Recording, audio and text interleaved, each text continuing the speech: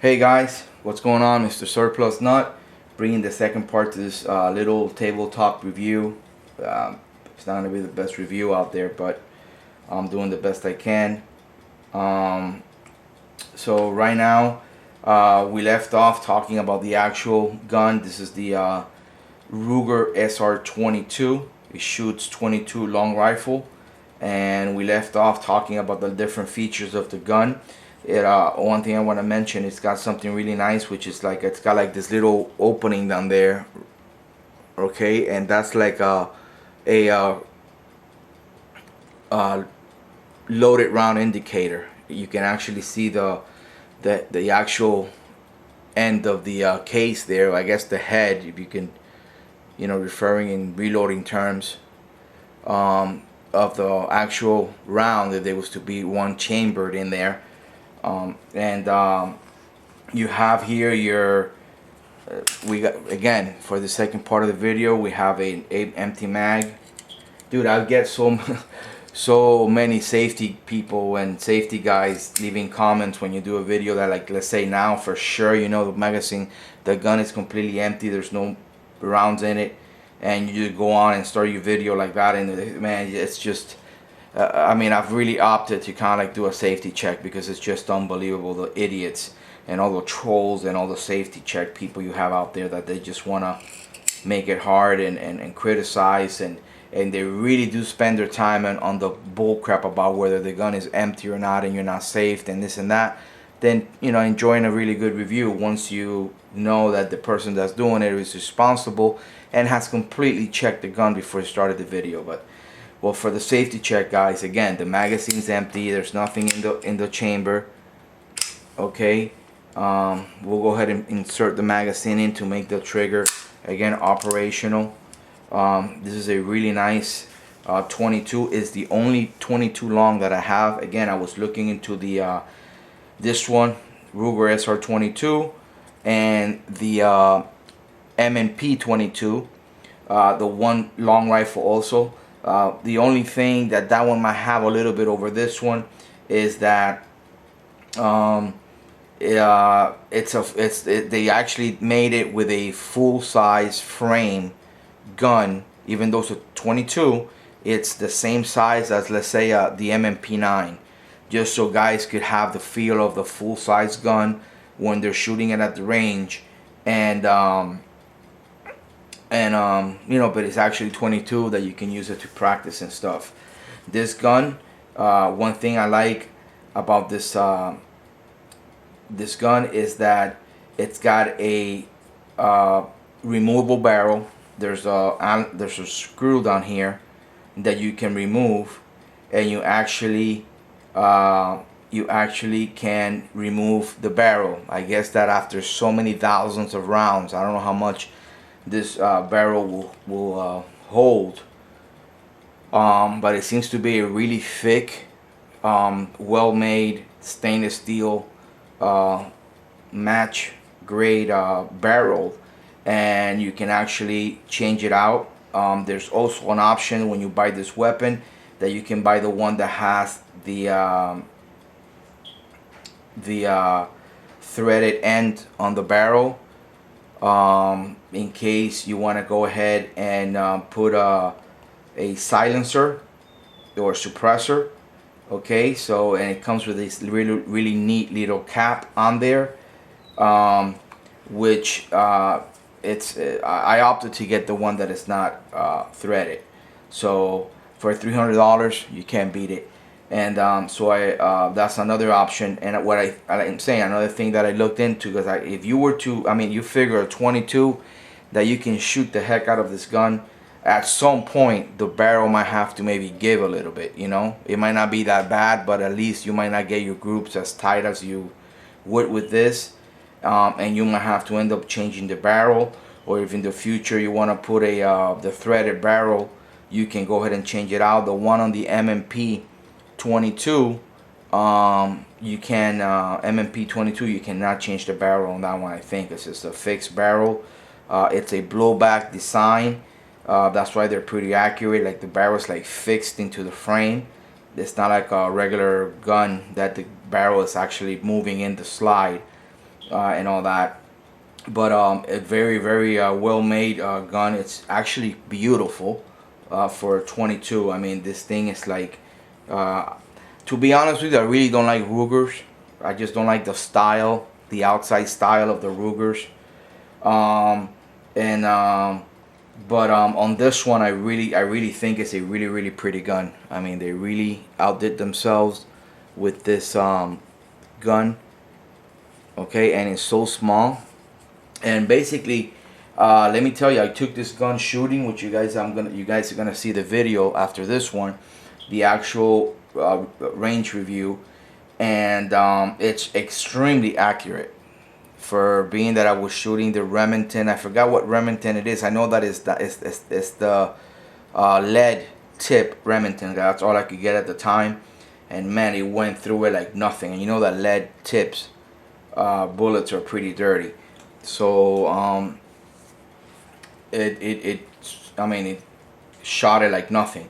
So it's actually pretty accurate, man. I shot this thing about maybe like 10 or 15 feet, and I was making like about I will say, and with that cheap ammo, I wasn't shooting match ammo, or I wasn't shooting CCIs, and I was getting like, orange size groups, like about 5-inch groups, 4-inch groups.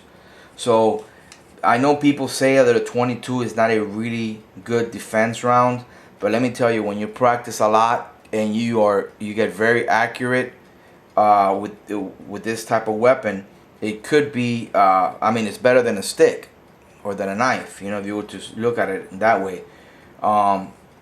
But yeah, if you get at 10, 15, 20 feet, or maybe even though that's a little farther, that where I would recommend to actually defend yourself with a weapon, because at that distance you're not going to be able to really prove it in court that your life was at risk. I mean, 20, 25 feet, that's pretty far away, where you can just probably ran away from the situation or walked away or avoided it. The guy will have to be running at you like a Mack truck to prove something like that. Most self-defense confrontations happen within like about, maybe I would say, like 8 to 10 feet, like at a short distance, where you can actually justify that you felt that you were either gonna lose your life or you were gonna get a great bodily harm or whatever. But just to show you guys and tell you about the accuracy at that distance, is extremely accurate. And at 5 feet, man, this thing was making like about freaking, I would say about 3-4 inch groups at 4 or 5 feet, like the target right there. So I mean, 22 long, believe it or not, a headshot or a neck shot, which is like a really really put down type of injury. Okay, yeah, if you shoot somebody in the torso, or or in the arm, whatever, yeah, that person might still charge at you and get to you. But you hit somebody on the head, on the forehead, on their face, or in their neck with the proper ammo, like maybe 40 grain hollow point CCI, or the high velocity 36 grain, or the one that fragments when it enters, and you hit them in the neck, in the jugular vein, whatever, that person ain't gonna come at you. So people put down 22, as far as not being a really good self-defense round, but for somebody that can't handle recoil, that is recoil sensitive, that in the middle of a situation when the adrenaline's going, their hand is going to be shaking, and you cannot be able to get your shots right on time. I mean, a 9mm, a 40, 45, or a 10mm ain't going to do you any good if you can't place those shots. So 22, if you can make the shots count and you do headshots or neck shots, I mean, that person's going to be out of commission. So, and each of these magazines, they hold 6 rounds. So with 2 of them, you got 6 in the gun, 1 in the chamber, that's 7, okay? And a spare mag with 6 rounds with the proper ammunition, you got about 13 rounds to defend yourself. And I mean, I think that's pretty decent. I mean, would I carry this gun as my main self-defense gun? That maybe, in some courts, that you have to prove that it was a self-defense situation. Once you do more than a double tap, you know, it's gonna be hard to prove why you needed to empty out a clip on a person. But then again, you have a 22. I don't know if that would be a way of justifying it, but I know that if you hit them with the monster here, okay, the G20, Mr. Surplus Nut, fully customized monster slaying, cutting flesh Punisher. I mean, that's a different scenario. You know, you're comparing 10 millimeter to 22. Okay, it's a different ball game here. Okay, one round of this will put anybody down wherever you hit him. You hit him in the shoulder, it's gonna blow his arm off. If you shoot him with like 200 grain, you know, self-defense hollow point, loaded really hot, plus speed, whatever you want to call it, plus speed, double termination, killing power, loading ammo, that's a different scenario. As a matter of fact, I wanted to show you guys the difference on the size of the guns. Right there, a full-size Glock next to a SR-22. You can see the width.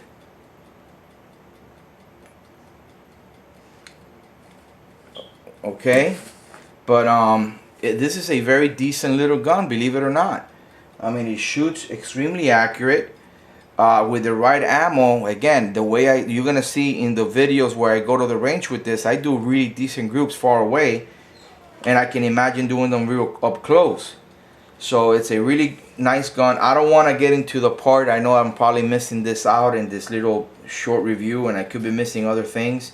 I wanted to mention it has the ambidextrous mag release on each side, right there, there, and there. Ambidextrous mag release, ambidextrous decocking and safety lever.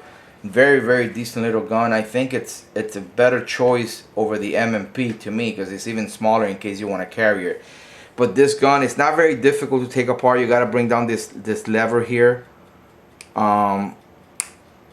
like right here, and get the slides, bring it out. But I know to put the guy rod with the spring, kind of get it in place, a little difficult. And I don't want to run out of minutes on this video. I don't want to make it very long.